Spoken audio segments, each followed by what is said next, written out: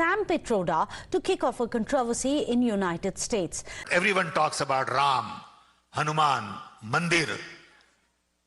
And I have said that temples are not going to create jobs. नमस्ते दोस्तों, Congress party के बहुत बड़े नेता राहुल गांधी अपनी अमेरिका की यात्रा पर गए थे और उनके साथ परिवार के बहुत करीबी सैम पित्रोड़ा भी साथ गए थे, जहां उन्होंने एक स्पीच दी और स्पीच में कहा कि इंडिया में हर कोई राम मंदिर, हनुमान मंदिर पर ही फोकस करता है, कोई रोजगार की बात नहीं करता। और मैं कह चुका हूं कि मंदिर से रोजगार नहीं मिलने वाला। क्या सच में मंदिर बनाने का खर्च भारत पर सिर्फ एक बोझ है? और कैसे मंदिर भी भारत के लोगों को रोजगार देगा? चलिए इस वीडियो से समझते हैं कि क्या है मंदिर और भारत की आर्थिक विकास की असली कहानी। लेकिन उससे पहले अगर हमारे चैनल पर नए हैं तो प्लीज सब्सक्राइब कर लें और बेल आइकन को भी जरूर दबा दें। दोस्तों, ये बात तो सच है कि एग्रीकल्चर इंडस्ट्री और सर्विस सेक्टर भारत की जीडीपी में एक इम्पोर्टेंट रोल प्ले करते हैं, जिससे भारत वर्ल्ड की टॉप 5 लार्जेस्ट इकोनॉमी में से एक है। लेकिन वहीं हमें यह भी समझने की जरूरत है कि कैसे धार्मिक सेवाएं और मंदिर का भी अपना एक इम्पोर्टेंट रोल है, जिससे बहुत बड़े लेवल पर रोजगार की अपॉर्चुनिटी जनरेट होती है। मंदिर के आसपास के बहुत से लोगों का घर उस मंदिर की वजह से ही चलता है, जिसको अगर मॉडर्नाइज कर दिया जाए तो उन लोगों का जीवन स्तर में सुधार तो होगा ही, और साथ ही साथ भारत की जीडीपी में भी इंप्रूवमेंट देखने को मिलेगी। इंडिया की बहुत सी सिटी ऐसी हैं जो पूरी तरह से तीर्थ स्थलों और मंदिरों पर ही डिपेंड है, जैसे उत्तर प्रदेश में वाराणसी, मथुरा, वृंदावन और अयोध्या है। उत्तराखंड में हरिद्वार, ऋषिकेश और केदारनाथ है। यहाँ हमने 2 स्टेट के बारे में बताया है, लेकिन भारत के हर स्टेट में आपको 2 से 3 ऐसे बड़े धार्मिक स्थल जरूर देखने को मिल जाएंगे।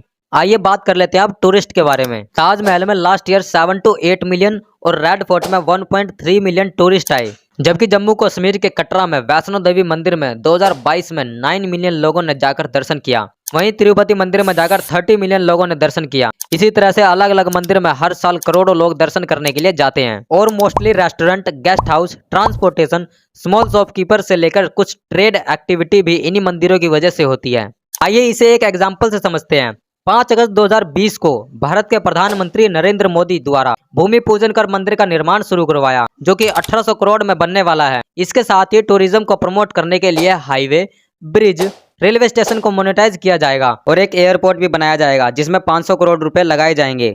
इसके साथ ही प्राइवेट सेक्टर का भी इन्वेस्टमेंट बढ़ेगा और वहां के लोकल पीपल के लिए बहुत सी न्यू अपॉर्चुनिटी प्रोवाइड करेगा। क्या आपको नहीं लगता कि इन सब के लिए अच्छी खासी स्किल्ड मैन पावर की जरूरत होगी, जो इन सब एक्टिविटी को पूरा कर सके? और ये तब किया गया था जब भारत की जीडीपी -6.6% थी। तो इस हिसाब से छोटे लेवल पर ही सही, लेकिन इंडिया की इकोनॉमी को बूस्ट अप करने के लिए एक बेहतर कदम था। जैसे ही मंदिर का कंस्ट्रक्शन का काम स्टार्ट किया गया तो लोगों के पास पैसा आना स्टार्ट हुआ, जिससे डिमांड जनरेट हुई और एक इकोनॉमिक सर्कल स्टार्ट हुआ।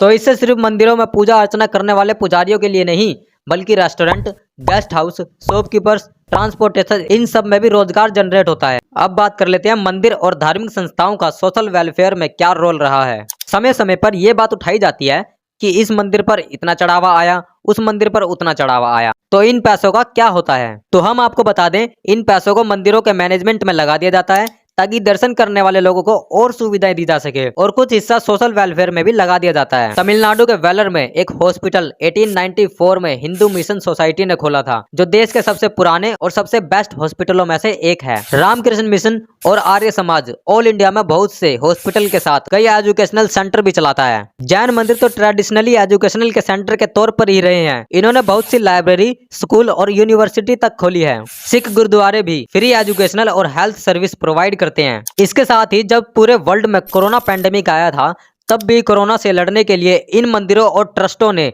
बहुत से पैसे डोनेट किए थे, ताकि लोगों को इस पैंडेमिक में भी उनकी जरूरत का सामान मिल सके। श्री साईं बाबा संस्था ट्रस्ट ने 51 करोड़, सोमनाथ मंदिर ने 1 करोड़, अंबाजी मंदिर ने 1 करोड़ डोनेट किए थे। इसके साथ ही लोगों को खाना डिस्ट्रीब्यूट करना और आइसोलेशन के लिए धर्मशाला का यूज किया गया। भारत में टूरिस्टों का एक बहुत बड़ा हिस्सा तीर्थ स्थलों और मंदिरों में घूमने के लिए आते हैं, जिनको हम इंडियन जीडीपी में रिलीजियस टूरिज्म के नाम से जानते हैं। इंडिया में टूरिज्म के जीडीपी में कंट्रीब्यूशन 7% है, यानी 19 लाख करोड़, जबकि टोटल एम्प्लॉयमेंट में 8% का कंट्रीब्यूशन है, जो कि 3,90,000 लोगों को रोजगार देता है। और इंडियन रेलवेज में भी 1.54 मिलियन यानी लगभग 15 लाख लोगों को रोजगार देता है। वहीं डोमेस्टिक टूरिज्म में सबसे बड़ा हिस्सा रिलीजियस टूरिज्म से ही आता है, जो कि 60% यानी 14 करोड़ 33 लाख है। और साथ ही फॉरेनर टूरिस्ट में 11% टूरिस्ट, जो कि 64 लाख है। यह रिलीजियस टूर के लिए 2022 में आए थे। Foreigner tourist on average $1700 he India में खर्च करते हैं,